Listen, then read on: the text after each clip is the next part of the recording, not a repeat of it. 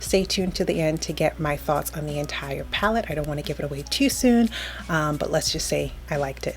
Anyway, if you like this video, please be sure to give it a thumbs up. Remember to subscribe if you were not subscribed already, and hit that notification bell down below if you want to be notified every time I upload. So let's get started.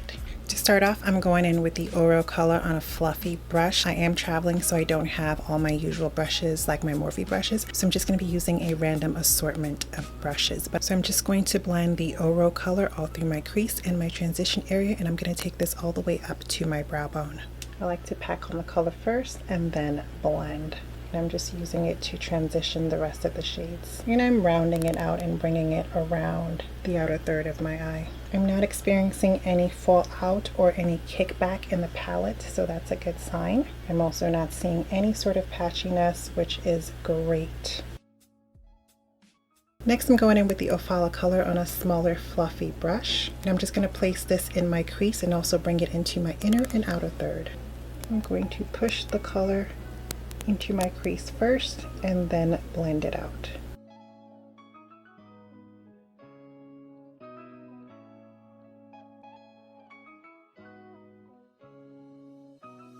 To blend it out, I'm just doing little swirls around the edges.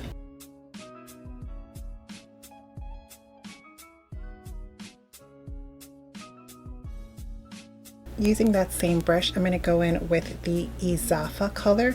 I'm going to just repeat the same steps, putting it into my crease and into the outer and inner third of my eye.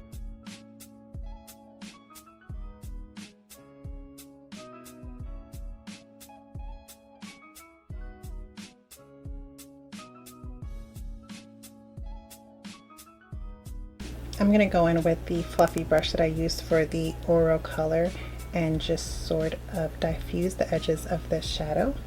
I didn't put any shadow on the brush, just whatever was left. I'm now going to carve out my lid with my LA Girl Pro Conceal and an angle brush.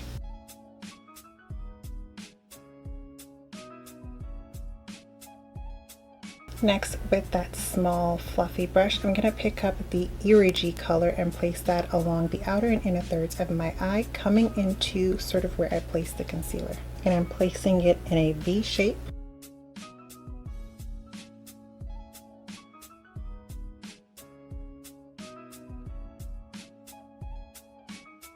Then I'm going to go in with the flat brush and the Abba color and lay that all over the center of the eye where I placed the halo. And look at that color. Look at that payoff. This is absolutely stunning.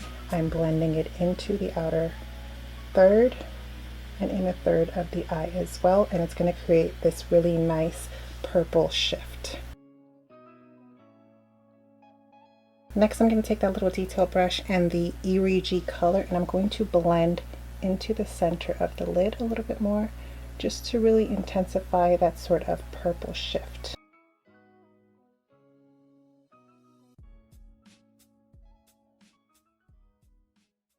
Now I'm going to go in with the Uli color on a detail flat brush, and I'm going to lay that along the base of that crease, blending it into the blue.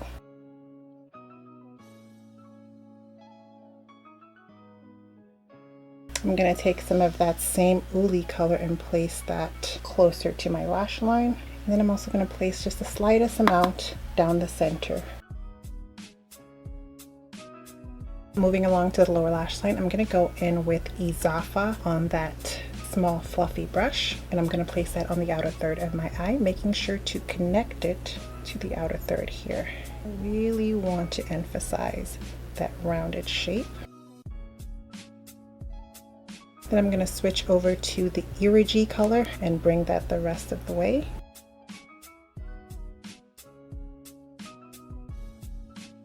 Then I'm going to take a bigger fluffy brush and the Ofala color, and I'm going to use that to further smoke out that lower lash line. Again, making sure to connect everything in this outer third so that it's got this beautiful rounded and lifted shape.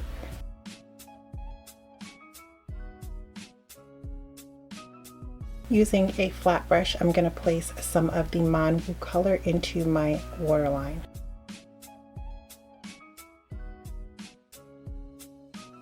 I'm I'm going to place some of the Adogu color on my brow bone with a small detail brush. I'm going to take the Kaleke color and smudge that on my lash line.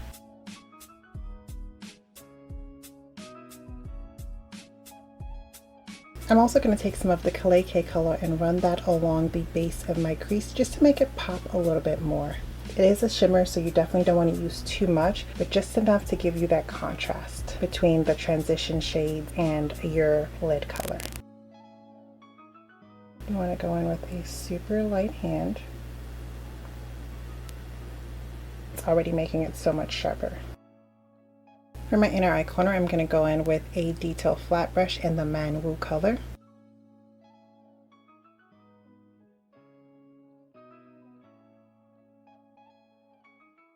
And then I'm going to place a little bit of Uli right in the center of that inner eye corner. For mascara, I'm going to go in with the e.l.f. Volumizing Mascara. For lashes, I went in with the Cocoa Lashes in the Queen Bee style.